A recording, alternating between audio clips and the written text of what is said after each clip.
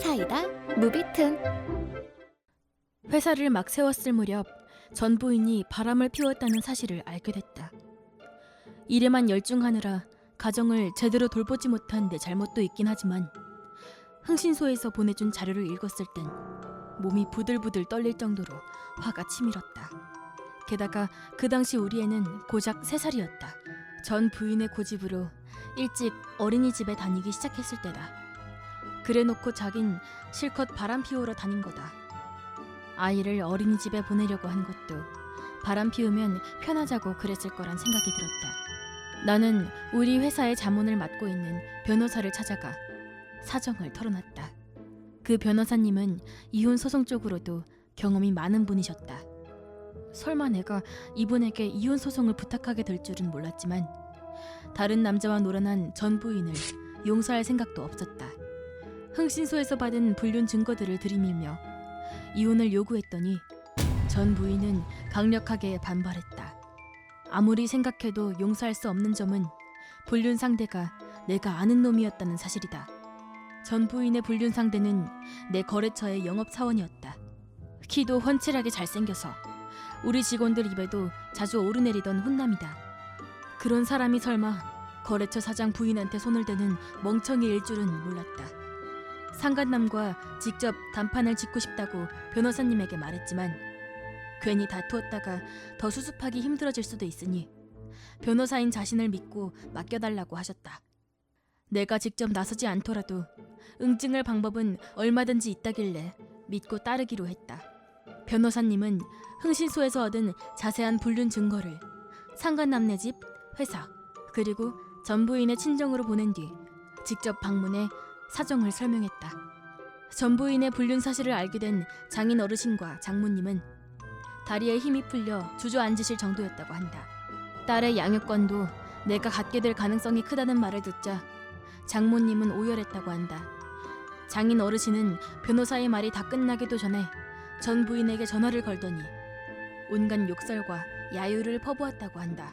처가 어르신들이 제발 손주 양육권이라도 양보해달라며 사정하셨다고 하는데 전 부인이 따로 직장이 있는 것도 아니고 나가서 일을 한다고 해도 나만큼 벌 수도 없을 거다. 요즘은 어린이집도 잘 되어 있고 아이 봐주는 사람도 쉽게 구할 수 있으니 육아는 딱히 어렵지 않을 거다.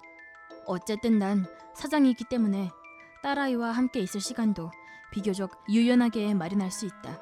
사실 돈이 궁한 것은 아니지만 불륜을 한 죗값을 치르게 하고 싶었기에 전 부인과 상간남 모두에게 위자료를 청구했다. 그리고 상간남이 다니는 회사의 사장님이 직접 우리 회사를 찾아와 저희 직원이 대단히 결례가 많았습니다. 몇 번이나 고개를 숙이며 사과하셨지만 죄송하지만 믿을 수 없는 직원이 있는 회사랑은 거래 못합니다. 이렇게 말하며 돌려보냈다. 그 회사 사장님이 일부러 나를 찾아온 데는 다 이유가 있었다.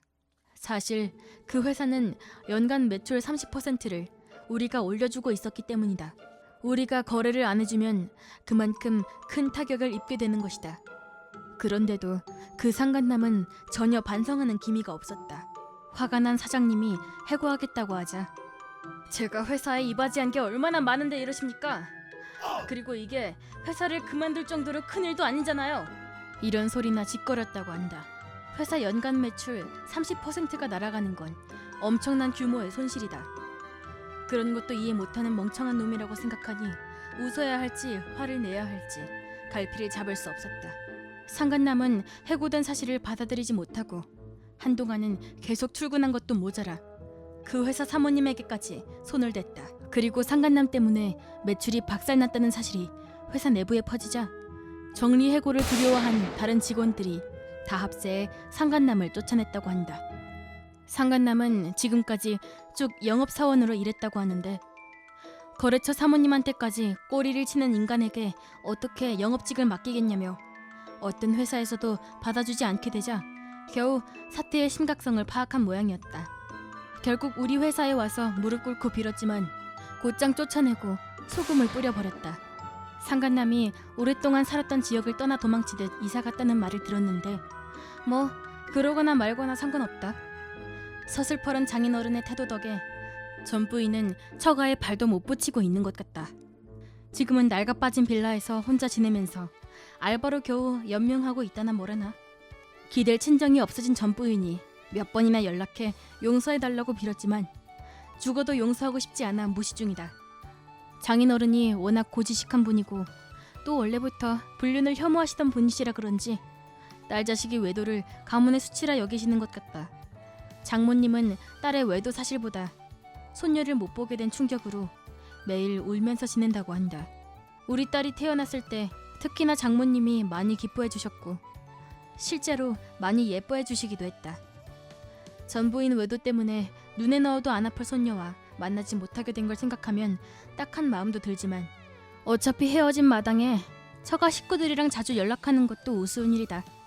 불륜 문제가 어느 정도 정리됐을 때 나는 그 상간남이 다녔던 회사를 찾아갔다. 전에는 어쩔 수 없이 모질게 말을 했었다. 하지만 그 회사에 뛰어난 인재들이 많다는 사실도 사장님이 좋은 분이시라는 것도 나는 잘 알고 있었다. 상간남도 잘라냈고 하니 예전과 같은 조건으로 계약을 체결해 드렸다. 사장님이 내게 고개를 숙이며 고맙다고 우셨고 직원들도 정리해고 당할지 모른다는 불안감을 떨쳐내고 싱글벙글 웃고 있었다. 그리고 5년 뒤 나는 재혼했다. 그 당시 3살이었던 딸은 8살이 되었고 둘째와 셋째까지 생겼다. 솔직히 이혼 당시에는 3살짜리 딸을 키우며 일을 하는 건 예상보다 훨씬 힘든 일이라는 것을 뼈저리게 느꼈었다. 그리고 그때 만난 게 지금의 내 아내이다. 아내는 첫 딸이 다니던 어린이집 보육교사였는데 갑자기 아이를 혼자서 키우게 된 나에게 육아에 관한 정보를 차근차근 알려주었다. 그러다 보니 사적으로도 얼굴을 보게 되었고 딸아이도 선생님이었던 아내를 잘 따르다 보니 자연스럽게 결혼까지 하게 된 거다. 아내는 아이들을 정말 아낀다. 친자식이 아닌 첫 딸에게도 똑같이 대해준다. 회사 일도 잘 이해해주고 아이들도 잘 돌본다. 사실 회사 경영이 늘 순탄했던 건 아니었지만 지금은 순조롭게 잘 굴러가고 있고 상간남이 다녔던 거래처와도 잘 거래하고 있다. 내가 먼저 손을 내밀어 준 것을 고맙게 여기신 거래처 사장님은 불경기를 맞아 우리 회사 경영이 어려워졌을 때 사장님이 저를 도와주셨지 않습니까? 이렇게 말하며 우리 회사의 편의를 봐주셨다. 내가 잘라내고 다시 손을 내민 회사가 나중에 나에게 손을 내밀어 주게 될 줄은 몰랐다. 어쨌든 지금 우리 회사는 설립 당시보다 몇 배나 커졌다. 상간남 때문에 화가 나서 인연을 끊어버리려고 했던 회사와 다시 계약한 과거의 나를 칭찬해주고 싶다. 지금은 전보다도 훨씬 생활에 여유가 생겼는데도 아이들을 돌보는 걸 좋아하는 아내는 난 평생 일할 건데? 이렇게 애들이 좀 더 크면 나가서 복직할 마음인 것 같다. 내가 혼자 벌어도 먹고 살 수 있다고 몇 번이나 말했지만 돈 문제가 아니야. 난 내 일이 좋단 말이야. 아내는 이렇게 대답했다. 아마 아내의 그런 부분에 더 반한 것 같다. 이번 영상은 어떠셨나요? 재밌게 보셨다면 구독, 좋아요에 댓글까지 달아주시면 감사하겠습니다. 그럼 다음 영상에서 만나요.